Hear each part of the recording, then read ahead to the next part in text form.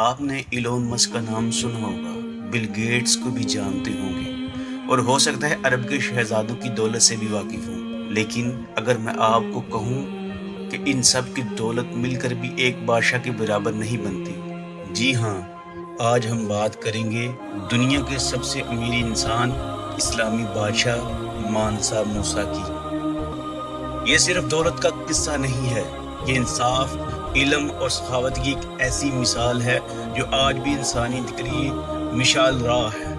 مانسا موسیٰ 1280 میں مغربی افریقہ کی مالی سلطنت میں پیدا ہوا، ایک ایسی زمین جہاں سونا مٹی کی طرح نکلتا تھا، جہاں دولت تھی مگر نظم نہیں، جہاں علم کا چراغ مدم تھا۔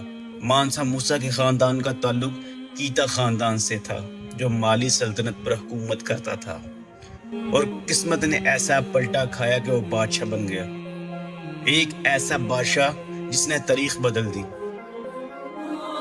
کہا جاتا ہے کہ مالی سلطنت کا بادشاہ ابو بکر دوم سمندر پار نئی دنیا تلاش کرنے نکلا اور واپس نہ آیا۔ تب اس نے اقتدار اپنے نائب یعنی مانسا موسیٰ کے سپرد کر دیا، اور یوں مانسا موسیٰ 1312 عیسوی میں بادشاہ بن گیا۔ لیکن یہ بادشاہ تاج کا پیاسا نہیں تھا، اس کا دل تھا انصاف کے لیے دھڑکنے والا۔ مالی سلطنت سونے سے مالا مال تھی، سونا ہر طرف تھا، مگر صرف دولت ہی کافی نہیں ہوتی۔ مانسا موسیٰ نے اس دولت کو عوام کے فائدے میں لگایا۔ اس نے تجارت کو فروغ دیا، سڑکیں بنوائیں اور دور دراز علاقوں کو مرکزی حکومت سے جوڑا۔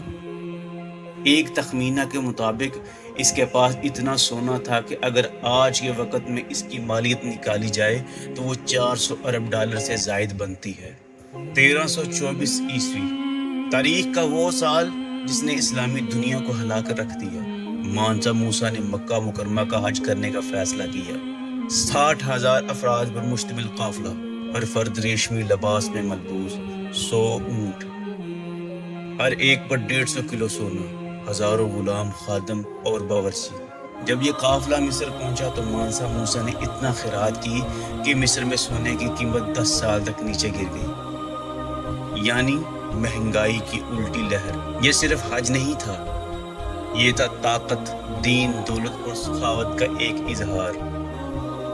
مانسا موسیٰ واپس آیا تو خالی ہاتھ نہیں، وہ لایا معمار، استاد، علماء اور کتابیں۔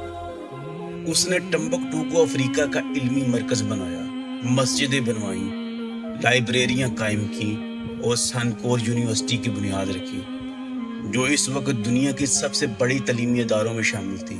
آج بھی ٹمبکٹو کے آثار مانسا موسیٰ کی علمی محبت کا منہ بولتا ثبوت ہیں۔ مانسا موسیٰ نے حکومت کو صرف طاقت سے نہیں چلایا، اس نے عدل قائم کیا، انصاف کو ہر طبقے تک پہنچایا۔ اس کی سلطنت میں بدعنوانی ناقابل برداشت تھی۔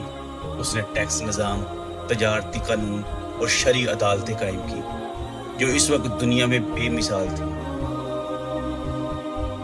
مانسا موسیٰ 1337 عیسوی میں وفات پا گیا، مگر اس کا نام، اس کا نظام اور اس کی نیت آج بھی زندہ ہے۔ اس کے بعد مالی سلطنت کچھ عرصہ تک قائم رہی، مگر پھر داخلی لڑائیوں اور بیرونی حملوں نے اسے کمزور کر دیا۔ مانسا موسیٰ ایک بادشاہ، ایک حاجی، ایک معمار، ایک عالم پرور اور دنیا کا سب سے امیر انسان، لیکن اس نے دولت کو عبادت، تعلیم اور انصاف کا ذریعہ بنایا۔ آج کی دنیا کو مانسا موسیٰ جیسے حکمرانوں کی ضرورت ہے، جن کے پاس دولت ہو مگر دل بھی ہو، طاقت ہو مگر تقویٰ بھی ہو۔ مانسا موسیٰ ہمیں سکھاتا ہے کہ انسان کے دل میں مہربانی، رحم اور سخاوت ہونی چاہیے۔ اگر آپ کو یہ ویڈیو پسند آئی ہو تو اس چینل کو زیادہ سے زیادہ سبسکرائب کریں اور اس ویڈیو کو زیادہ سے زیادہ لائک اور شیئر کریں۔ Thank you.